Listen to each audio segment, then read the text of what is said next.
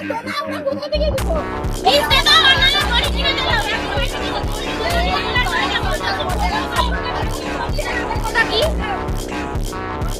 যে 14 বছরে পরে গরু কাটা হবে। ঠিক আছে, আইন 14 বছর পরে গরু কাটা হবে, 14 বছর পরে মাকেও কাটা হোক। ও মাথা তো মা, 14 বছর পরে মাকে কাটা হবে, গরুকে কাটা হবে, মাকেও কাটা হোক। 14 বছর হয়ে গেলে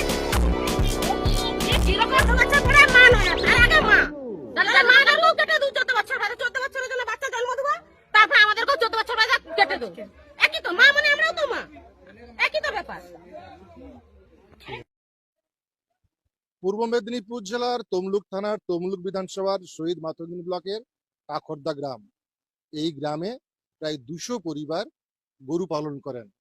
তাদের মূল জীবিকা কিন্তু এটাই। বিভিন্ন ব্যাংক থেকে লোন নিয়ে তারা এই গরু পালন করেছিলেন। সরকারের নির্দেশের জন্যই তারা কিন্তু গরু বিক্রি করতে পারছে না এই সামনে কুরবানি ঈদের জন্য। ইতিমধ্যেই তারা যখন গরু নিয়ে রাস্তাঘাটে বেরোচ্ছেন, তাদেরকে তাড়া করা হচ্ছে, নয়তো গরু কেড়ে নেওয়া হচ্ছে এবং তাদের উপর অত্যাচার করা হচ্ছিল, এমন অভিযোগ করছেন। আজকে এখানে কয়েকজন ব্যাংকের কর্মচারী তারা লোনের রিকভারি করতে এসেছিলেন, তাদেরকে গরু বিক্ষোভ দেখান। গ্রামবাসীদের অভিযোগ, তাদের গরুই বিক্রি করেন তারা দিবেন কি করে? তারা না খেয়ে থাকবে, তাদের দিন যাপন করতে হবে। তাই সরকারকে তারা আজই জানিয়েছেন যে তাদেরকে কিছু একটা নতুন পথ বের করে গরু বিক্রি করার ব্যবস্থা করে দেওয়া হোক। ক্যামেরায় মিরাজ খানের সঙ্গে জাহাঙ্গীর বাদশা, জেবি লাইভ নিউজ। কি হয়েছে দাদা, সমস্যা কি হয়েছে? দাদা সমস্যা কি হয়েছে?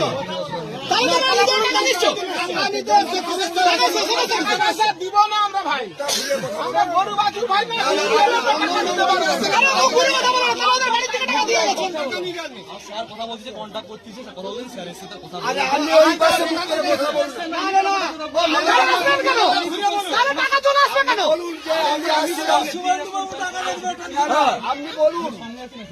কাখরদা সিভিল কাস্ট পাড়ার কৃষ্ণপদ মন্ডল।